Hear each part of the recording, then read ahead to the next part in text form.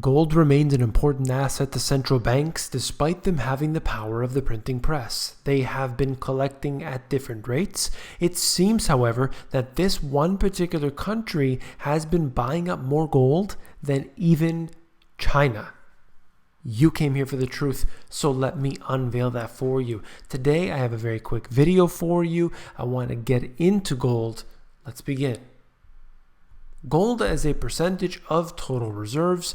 You can see in this chart here comparing Russia, China, India, and Brazil.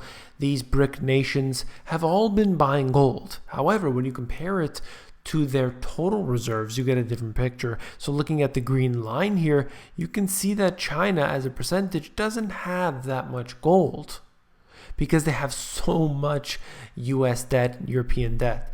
Look at Russia, however. Since the financial crisis, you can see that this number has really escalated. I think this is twofold because they are weaning off of the US dollar to some degree. At the same time, they are buying more gold. They've made that public.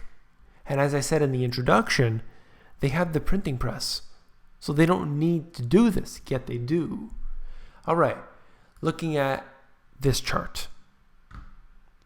Russia is about to surpass China in terms of official gold reserves.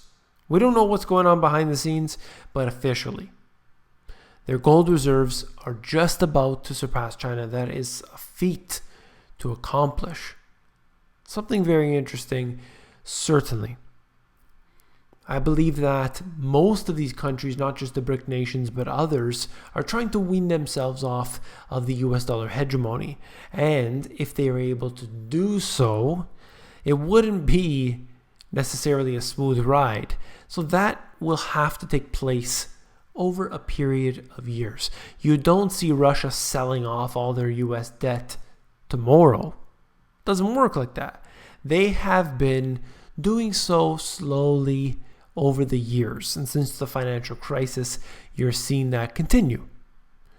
They want to get rid of it, but they can't just go cold turkey. It doesn't work like that.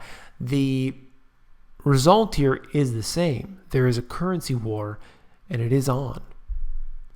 So I think that is important information, to say the least. Then we look at this. Gold. You know, when you measure any particular asset, we are always measuring it in the reserve currency. So when you price something in dollars, you can see how it is different if you price it in gold, in wheat, in food. You start to get a different picture. So this is the FAO Food Price Index in gold. This is a good site to check out if you're interested in this. Pricedingold.com gives you all different charts that you can take a look at. Now, when you price food in gold, you seem to get a different picture than what it is when you price it in US dollars. Food prices are rising, but that's the devaluation of the dollars. See, if we held on to gold as our money, food would be going down. Now, isn't that interesting? To me, it's so interesting to see this. At how just by changing what it's priced in, you get a completely different picture. It's the exact opposite when you price it in US dollars. So check that out. Pricedingold.com. Very interesting site. And this here, if you aren't already on this email list, you definitely should be. That's the World Gold Council. You can get there at simplygold.org.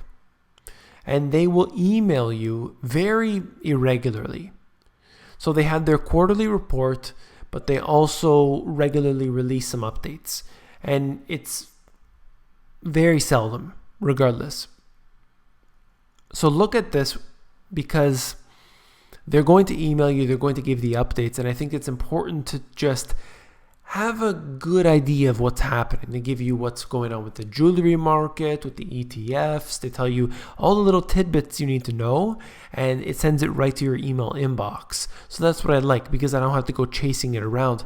It comes right in the inbox. It's not spam. It just comes very regularly, and you can get up to date on what's happening. Then you can go to their actual website if you're interested and just search through their articles. They write really good articles here.